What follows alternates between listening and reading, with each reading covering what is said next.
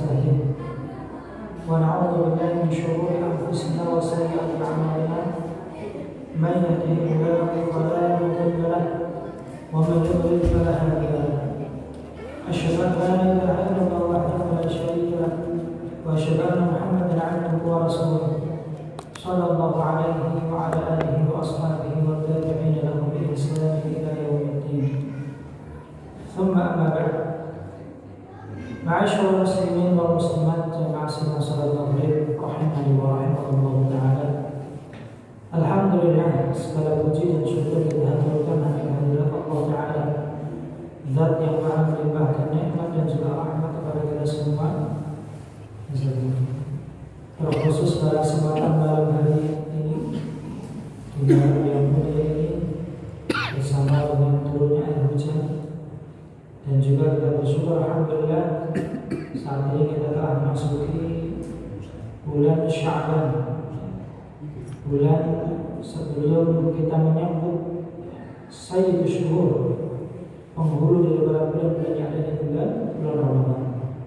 Tentu di kesempatan kita bersama untuk bersiap-siap menyambut musim kebaikan, musim keberkahan, yakni Syahrul Ramadan al-Mubarak.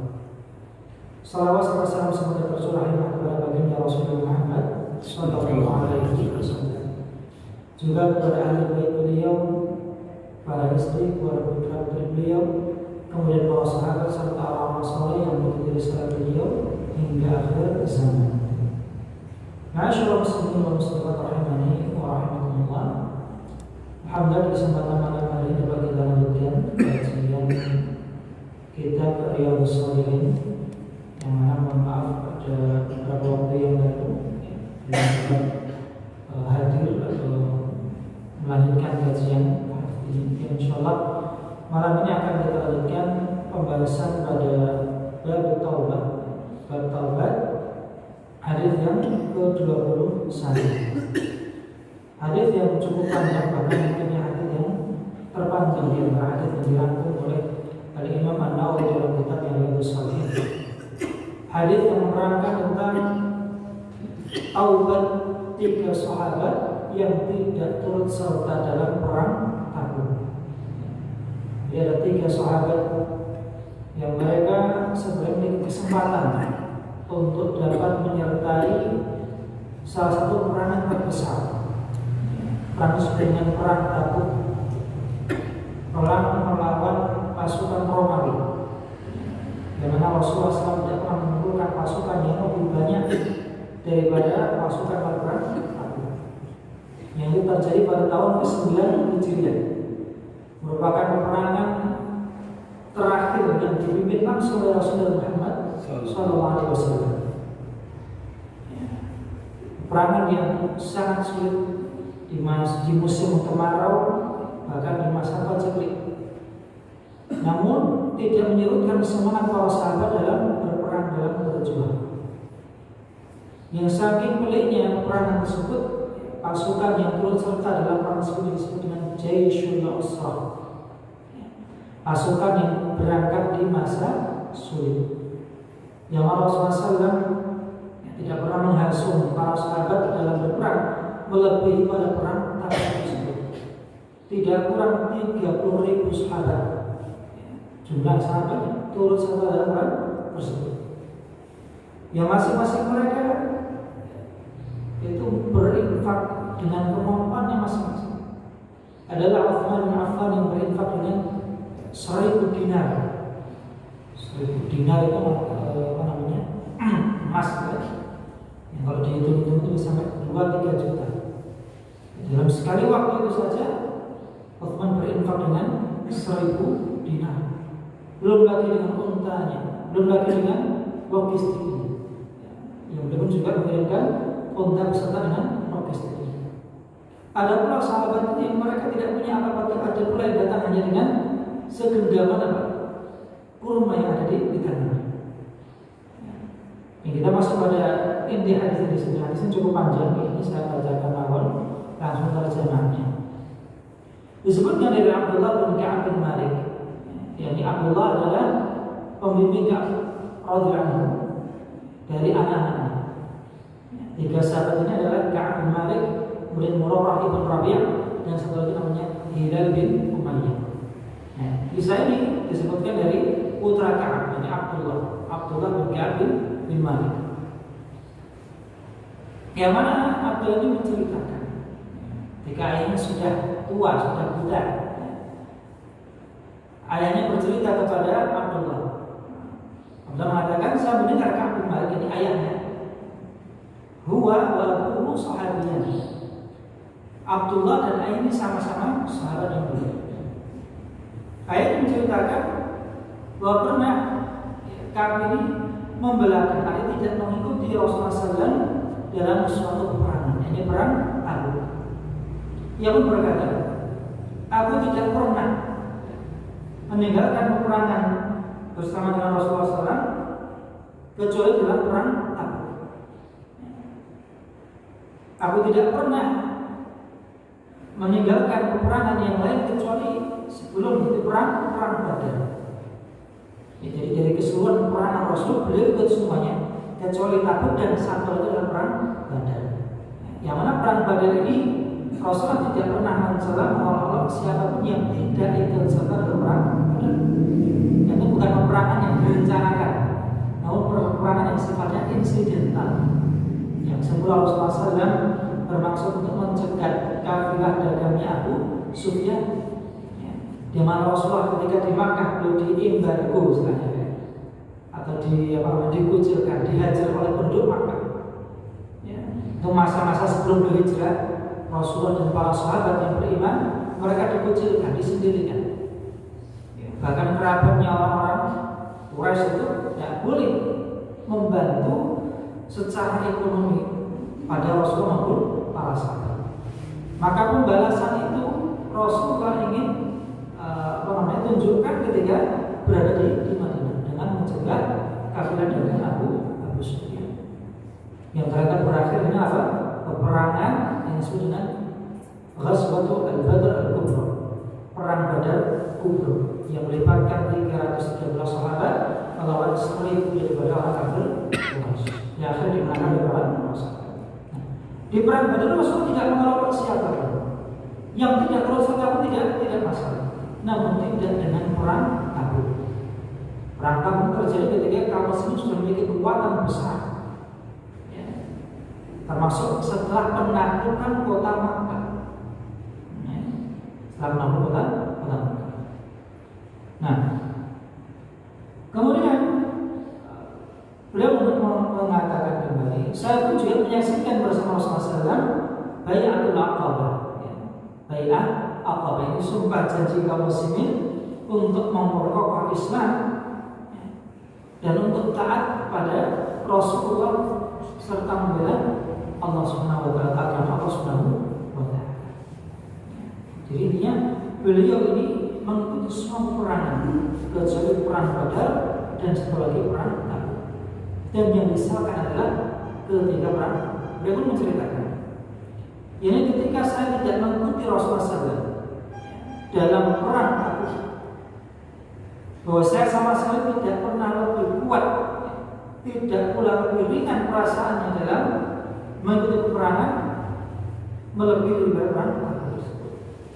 Intinya Ka'ab bin Malik ini dalam persiapan perang Tabuk sejatinya dia memiliki kecukupan, baik secara finansial dia cukup, secara fisik pun dia dalam kondisi sehat, kuat. Bahkan berkatakan, demi Allah, saya belum pernah mengumpulkan 2 kendaraan untuk berperang ini sebelum adanya perang Tabuk. Sedangkan untuk perang ini saya dapat mengumpulkan kedua. Jadi sebenarnya Ka'ab ini pun juga sudah menyiapkan secara fisik maupun logistik, ya, armada untuk perang Tabuk. Yang mana di peperangan ini disyaratkan setiap yang mau perang harus punya kendaraan sendiri. Hingga ada salah satu sahabat itu yang dia datang kepada Rasulullah SAW meminta keringannya, Allah izinkanlah aku untuk itu berperang. Namun dia tidak punya apa, tidak punya harta untuk dia sedekahkan, tidak pula punya kendaraan yang dapat membawanya untuk berperang. Maka Allah menguji laki-laki ini. Allah firmankan yang maknanya, serta orang yang datang kepada Sedangkan kedua matanya menangis ketika air mata apa? Hazanan alla yajidu ma yunfiqun. Karena sedih dia tidak punya sesuatu untuk dia infakkan dalam perjuangan fisabilillah. Dia kembali ke rumah dalam keadaan sedih karena tidak punya apa-apa untuk diinfakkan jalan ta'ala atau untuk berperang. Sedangkan Ka'ab di masa perang Tabuk justru dia di puncak kekuatannya, baik secara fisik maupun finansial. Nah, Rasul pun berangkat dalam perang Tabuk di tengah terik matahari yang sangat menyengat. Saat menghadapi suatu perjuangan yang jauh, yang jaraknya itu dalam perang Tabuk ini kaum muslim melawan Romawi itu kurang sekitar 788 km. Yang jarak antara Solo Jakarta bahkan lebih. Itu dengan berjalan kaki. Ya, ada pun kendaraan tadi pada di tengah perjalanan karena membutuhkan logistik untuk makan dan seterusnya. Para setelahnya bergantian naik unta. Bahkan ada sampai unta disembelih itu apa? Diambil airnya. Ya, cadangan air di unta pun mereka ambil karena sudah tidak ada minum lagi. Kering kerontang. Berjalan jauh di tengah terik matahari panas yang menyengat di musim kemarau. Sampai seperti itu. Maka diceritakan dalam kisah perang Tabuk itu, satu unta itu sampai 11 atau 12 orang bergantian naiknya. Sedangkan kaki para sahabat itu mereka kakinya sudah ada yang melepuh, ada yang bahkan leher berdarah-darah. Diperbanlah kaki mereka itu agar tidak parah lukanya. Itu perjuangan dalam perang Tabuk. Nah, kembali pada kisah ya. Bahwa Rasulullah SAW mengalami perjalanan yang sangat berat, sangat jauh, harus menempuh daerah yang sukar memperoleh air. Yang tentu juga akan menghadapi musuh yang jumlahnya amat besar sekali. Kalau kamu dari sekitar 30.000, pasukan sekitar 100.000 orang atau kurang lebih. Nabi Muhammad SAW kemudian menguraikan maksudnya. Beliau menyampaikan kepada kaum muslimin, menjelaskan persoalan mereka supaya mereka bersiap untuk menyediakan perbekalan dalam peperangan tersebut. Ini sebelum keberangkatan Rasulullah tidaklah lebih sering dan lebih kuat memotivasi mengharuskan sahabat untuk berperang melebihi perang Tabuk. Yang itu sabab-musababnya adalah ketika ada utusan kaum muslimin, utusan Rasulullah SAW untuk mendawai orang-orang Romawi yang justru dibunuh oleh orang Romawi. Yang itu merupakan genderang perang. Ketika ada utusan dakwah ternyata justru dibunuh, berarti kaum yang dakwah itu mengajak untuk berperang. Maka Rasulullah menyampaikan kepada seluruh sahabat tentang tujuan yang dikehendaki. Kaum muslimin yang menyertai Rasulullah pun sangat banyak. Saking banyaknya mereka tidak terdaftarkan dalam buku yang terpelihara. Maksudnya apa? Dalam peperangan itu akan didata siapa saja yang turut serta, termasuk yang berkuda, yang jalan kaki. Hubungan kenapa? Kaitannya dengan keluarga yang ditinggalkan. Nanti akan ada yang menjamin di kota di Madinah. Termasuk ketika nanti mendapatkan ghanimah, maka berbeda bagian orang yang orang yang berkuda dengan orang yang berjalan kaki. Jadi semua terdata. Ya. Jadi masing-masing akan mendapatkan tunjangan masing-masing. Namun tidak pada perang Tabuk. Saking banyaknya jumlah sahabat yang turut serta dalam perang tersebut, ya, tidak ada catatan yang secara khusus menuliskan siapa saja. Saking banyaknya. Maka Ka'ab berkata, sedikit sekali orang yang ingin untuk tidak menyertai perang tadi. Saking banyak itu hanya sedikit orang yang tidak ingin ikut serta. Melainkan ia juga menyangka bahwa dirinya akan tersamarkan selama tidak ada wahyu yang turun dari Allah Subhanahu wa Ta'ala. Jadi kiranya seseorang tidak turut serta dalam perang Tabuk itu sudah tertutupi dengan banyak yang ikut. Saking banyak yang ikut, yang tidak turut serta pun mereka seakan aman selama tidak ada wahyu yang turun yang menyebutkan mereka tidak. Nah, Rasulullah kemudian berangkat dalam perang tersebut. Di masa ketika buah-buahan di Madinah itu sedang ranum-ranumnya. Jadi musim panas, musim kemarau itu justru musim panen kurma dan juga anggur. Mesti kan musim tanam itu ketika musim dingin atau musim hujan. Nah, musim hujan itu musim untuk menanam. Jika tiba musim panas berarti tibanya musim panas. Itulah fitnah yang lain. Jika buah sedang enak-enaknya, sedang ranum-ranumnya, dan naungan di bawahnya menjadikan nyaman, maka kamu mengatakan saya sangat senang sekali pada buah-buahan serta naungan tersebut. Rasulullah SAW bersiap-siap, dan kamu meskipun juga demikian. Saya pun pergi untuk bersiap-siap pula bersama dengan beliau. Tapi kami menerangkan, lalu saya mundur lagi. Yani beliau menunda persiapannya. Tidak ada sesuatu urusan pun yang saya selesaikan. Hanya dalam hati saya berkata bahwa saya dapat sewaktu-waktu berangkat jikalau saya menginginkan. Dia menunda waktu untuk menyiapkan bekalan untuk berperang. Begitulah yang terjadi. Beliau mengulur-ulur waktu persiapan sehingga orang-orang ketika orang sudah sangat giat sekali mempersiapkan perbekalan mereka, sedangkan saya sendiri belum ada persiapan sedikit pun. Ada tadi secara finansial sudah cukup. Saya pun pergi lalu kembali dan tidak ada urusan yang dapat saya selesaikan. Ini keluar rumahnya kemudian tidak bersama apa-apa.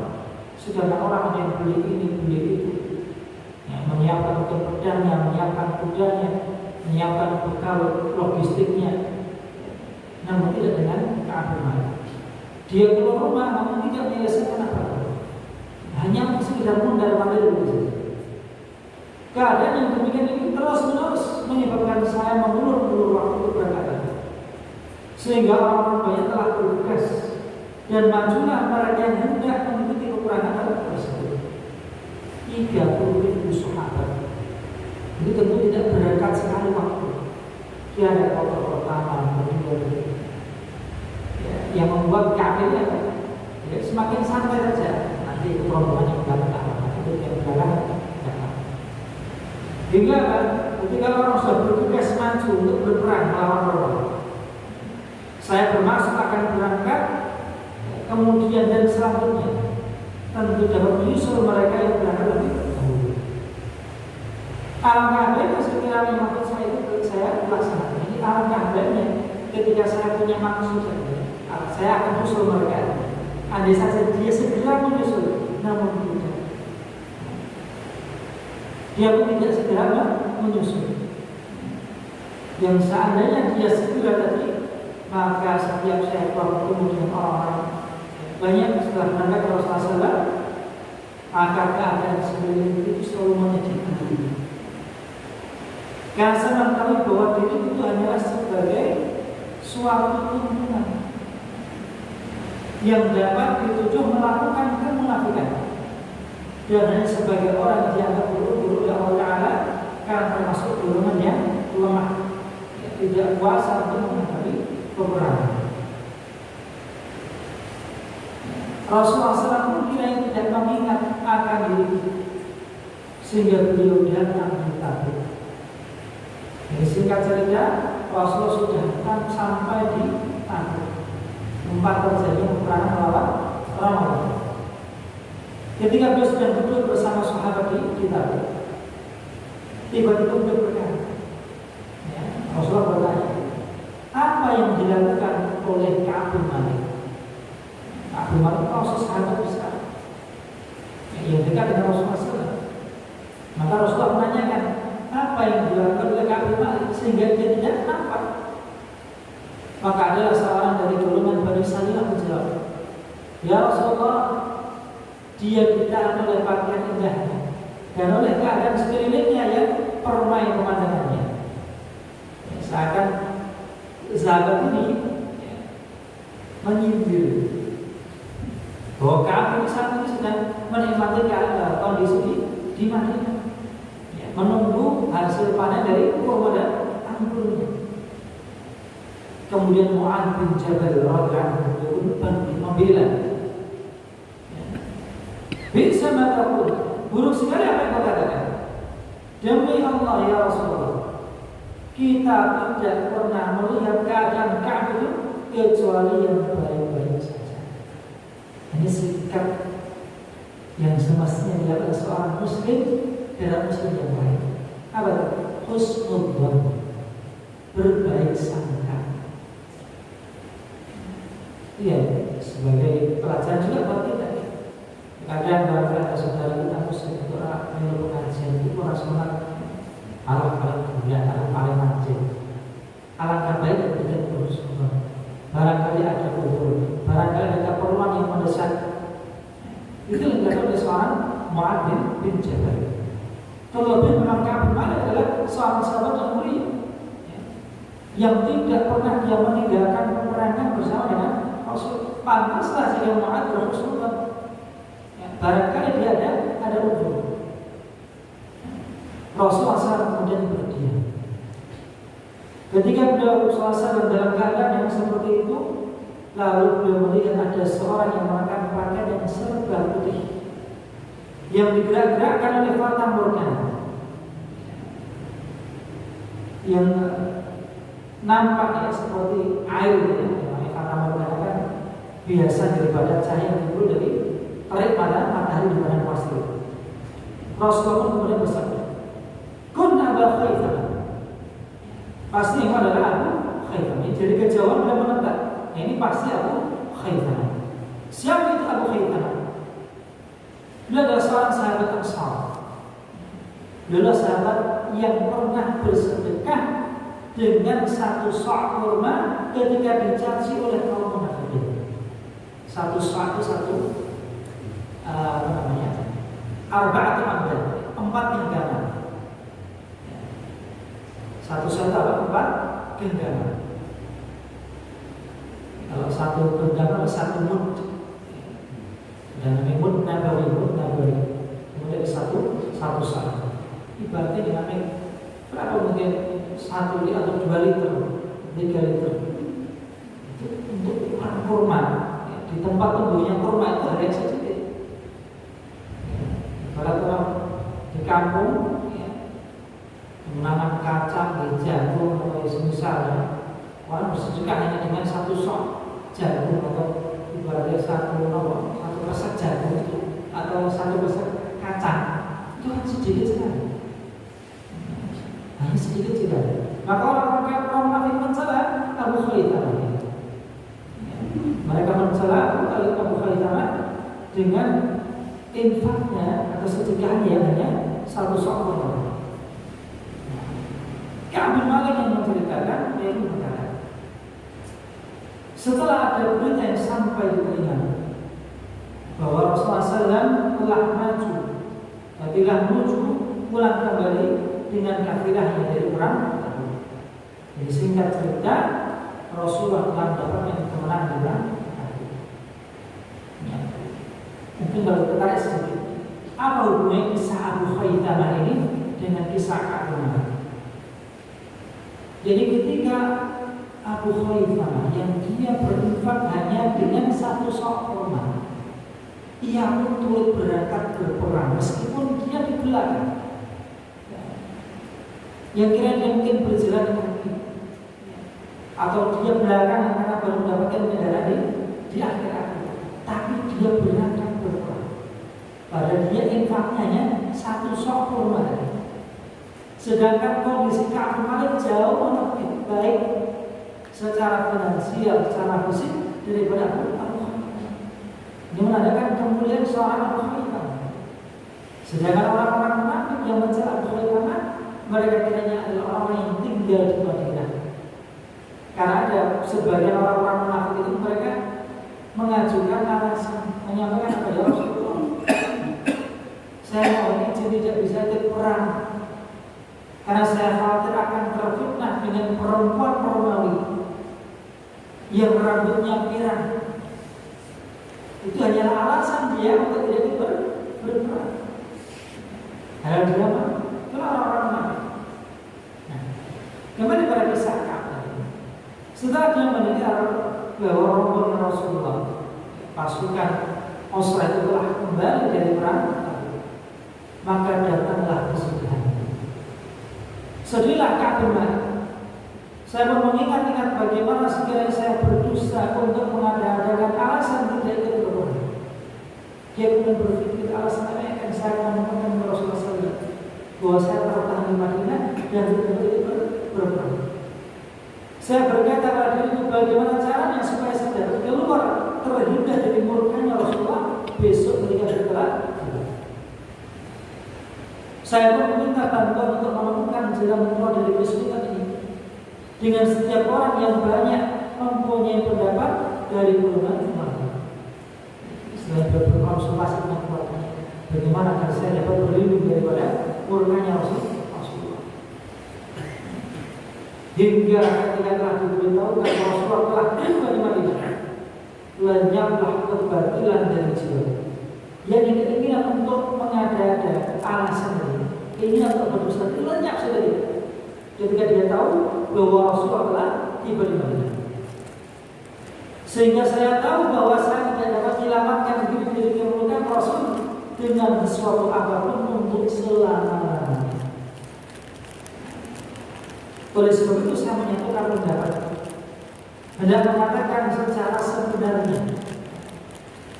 Dia pun bertekad untuk berkata jujur kepada Rasulullah SAW bahwa dia tidak berperang tanpa alasan yang benar. Rasulullah SAW tak belum tiba di perjalanan, beliau akan mulai dengan masuk masjid. Kemudian beliau sholat 2 rakaat. Ini juga faedah sunnah ketika safar. Alhamdulillah yang ketika sholat perjalanan jauh itu tidak ambil wudhu dan sholat 2 rakaat. Sunnah mutlak. Sebagai bentuk syukur kita kepada Allah yang telah menjaga kita selama perjalanan. Inilah kebiasaan Rasul. Sebelum beliau masuk ke rumahnya, beliau dulu mampir ke masjid, sholat 2 rakaat. Kemudian beliau duduk di hadapan orang banyak. Setelah itu, maka datanglah kepada beliau orang-orang yang tidak turut serta dalam perang Tabuk. Mereka mengemukakan udzur mereka, alasan mereka masing-masing. Dan mereka pun bersumpah dalam mengemukakan alasan-alasannya. Jumlah yang tidak mau itu ada 83 sampai ini sekitar 80-an. Ini antara 83 sampai 89. Jumlah yang sedikit dibandingkan dengan 30.000 dan sedikit dibandingkan dengan 30.000 sahabat yang berperang. Yang masing-masing orang tadi mengemukakan alasannya. Ada yang jujur karena mungkin sakit, mungkin sudah tua, mungkin masuk orang yang lemah yang tidak mau berperang. Namun ada pula orang-orang yang berdusta. Dan Rasulullah menerima alasan-alasan mereka tersebut. Juga membaikat, meminta janji setia mereka serta memohonkan ampunan untuk mereka pula. Sedang apa yang tersimpan dalam hati mereka diserahkan kepada Allah Subhanahu wa Ta'ala. Jadi Rasulullah hanya menghukumi secara zahir. Mereka menyampaikan udzurnya, beliau terima, bahkan juga memintakan ampunan kepada Allah Ta'ala. Demikianlah sehingga saya pun datang kepada Rasulullah Muhammad Sallallahu Alaihi Wasallam. Setelah saya mengucapkan salam kepada beliau, beliau tersenyum. Namun senyumnya bukan senyum yang melegakan. Senyum adalah senyumnya orang yang murka. Kemudian bersabda, kemarilah. Saya pun mendatangi beliau dengan berjalan hingga saya duduk di hadapan beliau. Kemudian beliau berkata kepada, apakah yang menyebabkan engkau tertinggal? Bukankah engkau telah memilih unta untuk kendaraanmu? Ini kata Rasulullah. Rasulullah tahu bahwa Ka'ab bin Malik ini telah menyiapkan bahkan 2 unta sekaligus. Dia menanyakan, bukankah kau telah membeli unta untuk kendaraan berperang? Ka'ab berkata, ya Rasulullah, sesungguhnya saya demi Allah, andai kata saya duduk di sisi selain Anda dari golongan dunia ini, sesungguhnya saya dapat berpendapat bahwa saya akan dapat keluar dari murkanya dengan mengemukakan suatu alasan. Jadi Ka'ab tidak menjawab iya atau tidak atas pertanyaan Rasul.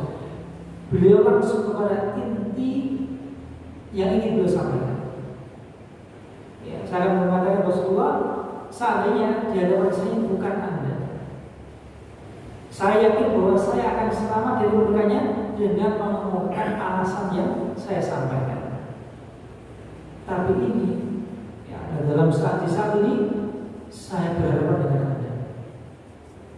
Meskipun saya telah dikaruniai kepandaian dalam bercakap-cakap, pandai berbicara, pandai berargumen, tapi saya demi Allah pasti dapat. Namun sesungguhnya Allah Ta'ala pasti dapat mengetahui bahwa saya berkata bohong, dan Allah akan menyampaikan hal itu kepada Anda, wahai Rasulullah. Ini keyakinan seorang Ka'ab bin Malik. Jika dia berbohong di hadapan Rasul, maka Allah akan menceritakan kebohongan tersebut kepada Rasulullah.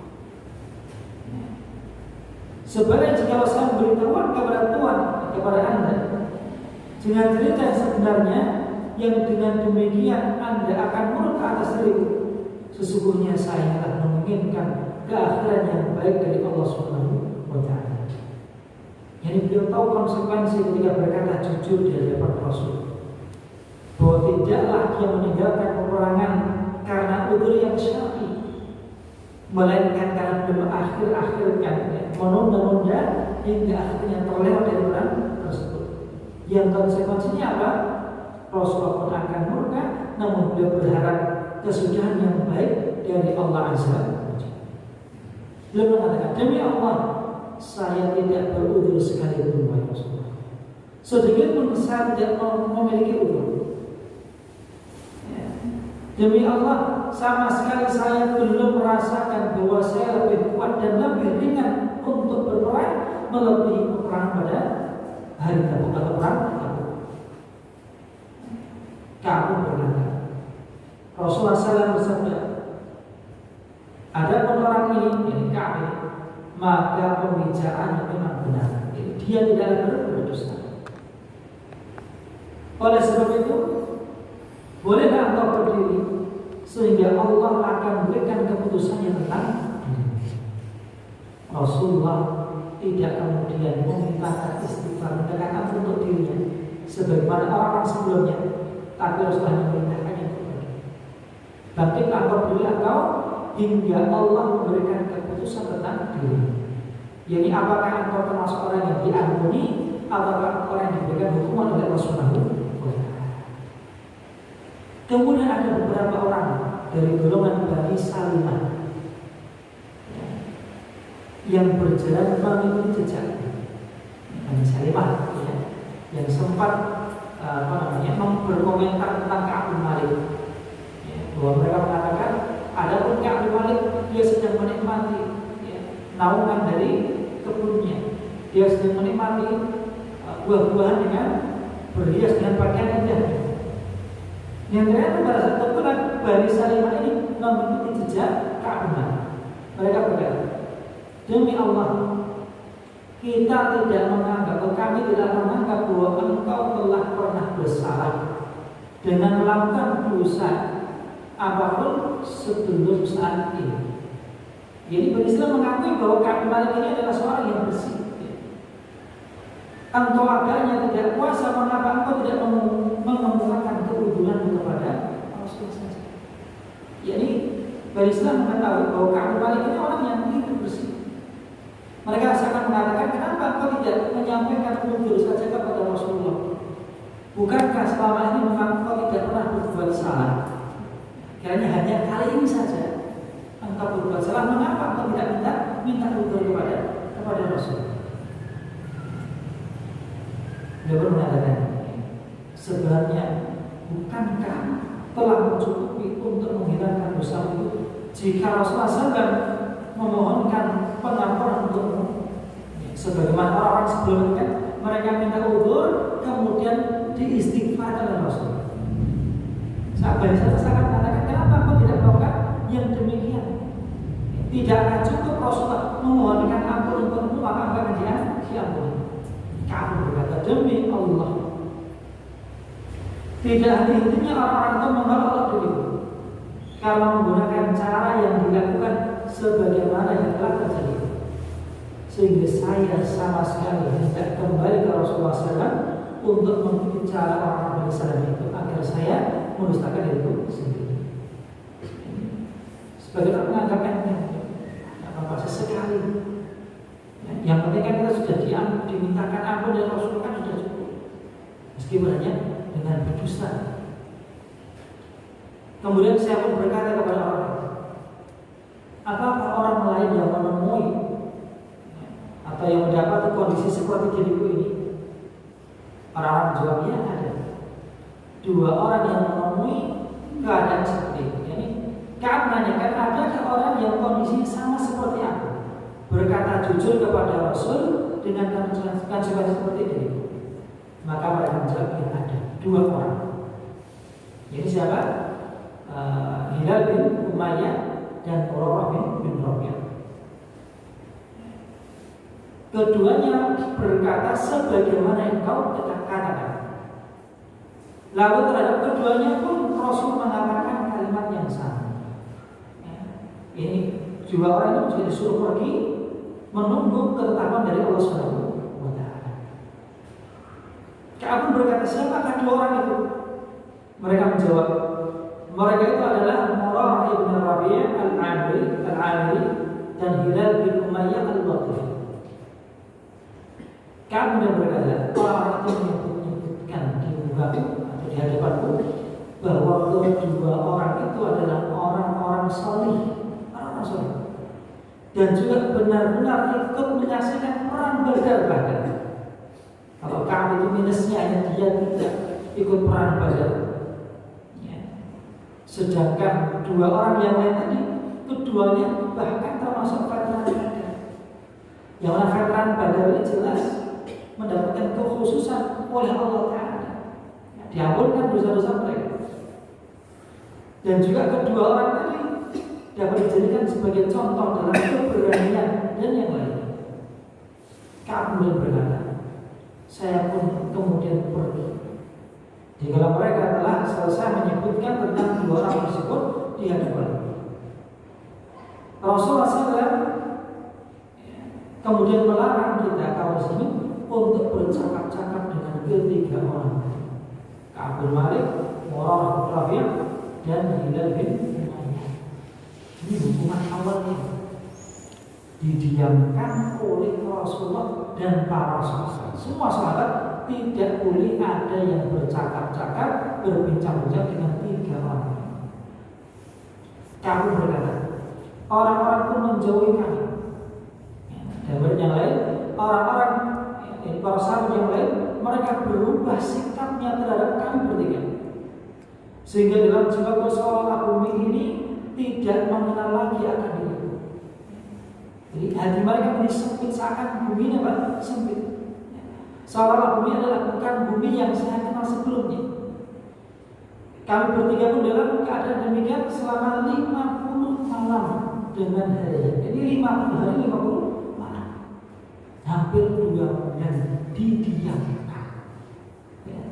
Tidak hanya ketika di masjid, ya ketika di luar rumah, ketika dipaksa mereka didiamkan. Ada pun dua orang tadi, Murarah bin Rabi'ah dan juga Hilal bin Umayyah, maka keduanya menetap saja dan selalu duduk di rumahnya sambil menangis. Ibaratkan dikucilkan, didiamkan, kan? Dua orang ini memilih untuk berdiam di rumah, menangis, meratapi nasibnya. Ada diriku, maka saya adalah orang yang termuda dari dua orang atau dari bertiga ini. Dan aku lebih tahan mendapatkan ujian daripada mereka berdua. Saya pun keluar menyertai sholat jamaah bersama dengan kaum muslimin. Saya pun juga berkeliling pasar-pasar, tapi tak seorang pun yang mengajak bicara dengan. Ada sekali. Saya pernah mendatangi Rasulullah SAW, mengucapkan salam kepada beliau ketika beliau di majelisnya. Setelah sholat, kemudian saya berkata dia, apakah belum menggerakkan kedua bibirnya untuk menjawab salam atau tidak? Padahal mestinya menjawab salam itu wajib, tapi untuk 3 orang ini tidak berlaku. Salah, tidak dijawab. Selanjutnya saya sholat dekat sekali dengan tempat beliau duduk. Sambil saat beliau menamati Rasulullah SAW. Yang beliau lihat ketika Rasulullah SAW, ketika dia sedang sholat, Rasulullah memperhatikan dia sholat. Tapi ketika beliau menoleh kepada Rasulullah, beliau memalingkan pandangannya. Sampai seperti itu. Terus berlaku kondisi tersebut. Hingga sampai dalam kondisi apa? Ketika semakin sulit kondisi ini, saya pun berjalan hingga menaiki dinding di hadapan rumah Abu Qatadah. Abu Qatadah adalah anak pamannya, ini sepupunya. Orang yang sangat dia cintai dan sangat dia sayang. Dia pun mengucapkan salam kepada Abu Qatadah sepupunya tadi, namun tidak juga dijawab. Ia berkata kepadanya, "Ya Abu Qatadah, saya hendak bertanya kepadamu karena Allah. Apakah engkau mengetahui bahwa saya mencintai Allah dan Rasulnya?" Dia pun diam. Saya ulangi itu lagi bertanya kepadanya, dia pun diam saja. Karena ini kisah yang sangat panjang. Saya persingkat saja. Ya akhirnya Abu Qatadah menjawab, Allah dan Rasul yang lebih tahu.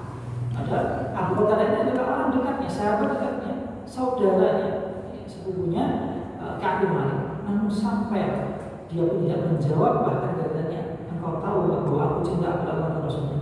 Dia menjawab, Allah Ta'ala, Allah. Hingga ketika beliau tiba di kota, di pasar, tiba-tiba ada seorang petani dari golongan petani Syam yang membawa makanan dan dijual di Madinah. Datang dari Syam, Syam pada kala itu didominasi oleh agama Nasrani. Agama Nasrani. Orang itu berkata, siapa yang menunjukkan di manakah orang yang bernama Ka'ab bin Malik? Ternyata laki-laki ini membawa pesan dari Raja Romawi, atau dari penguasa Raja Ghassan yang beragama Kristen Nasrani. Dia mengatakan, sahabat Nabi Muhammad telah menyeteru, ini telah memusuhi. Allah tidaklah menjadikan engkau untuk menjadi hina di dunia, ataupun orang yang dihilangkan haknya. Maka dari itu susulah kami ke Syam, kami akan menggembirakan itu. Ini tawaran dari Raja Ghassan agar Ka'ab bin Malik mau bergabung dengan orang-orang Kristen, agar dia murtad. Apa kata dia? Ini adalah bencana yang besar. Belum selesai urusan dia dengan Rasulullah, tiba fitnah yang baru. Apa? Dia hendak dimurtadkan, dia diajak untuk murtad. Namun dia pun tetap bersabar. Dia tetap bersabar. Hingga ketika telah berlalu 40 hari, sebelum 40 hari, datang utusan dari Rasul mengatakan bahwa 3 orang ini harus menjauhi istrinya, harus meninggalkan istrinya. Hingga kamu bertanya, apakah aku harus menceraikannya atau apa yang harus saya lakukan? Utusan mengatakan, engkau tidak perlu menceraikan istri, tapi jauhilah mereka dan jangan sekali-kali engkau mendekatinya. Adapun Ka'ab bin Malik dia masih muda. Adapun Hilal bin Umayyah dia itu sudah tua, itu sudah sepuh gitu. Sedangkan istrinya pun bertanya, ya Rasulullah, sungguhnya Hilal bin Umayyah orang yang sudah amat tua dan hanya sebatang kara, tidak punya pelayan. Adakah engkau mengizinkanku kiranya aku tak melayani wahai Rasulullah? Rasul menjawab tidak. Ya tidak. Jangan sekali-kali dia mendekati. dan jangan ia tidur bersama dia. Yang istri pun mengatakan, semuanya demi Allah, dia sudah tidak boleh gerak sedikit pun. Mengaku daripada sudah, dia tidak punya daya apapun ya, daya tarik maupun daya setrum itu sudah tidak ada. Alangkah baiknya sekiranya engkau mengizinkan ya Rasulullah, namun apa tetap tidak diizinkan sama sekali. Ya. Jadi kemudian juga berkata,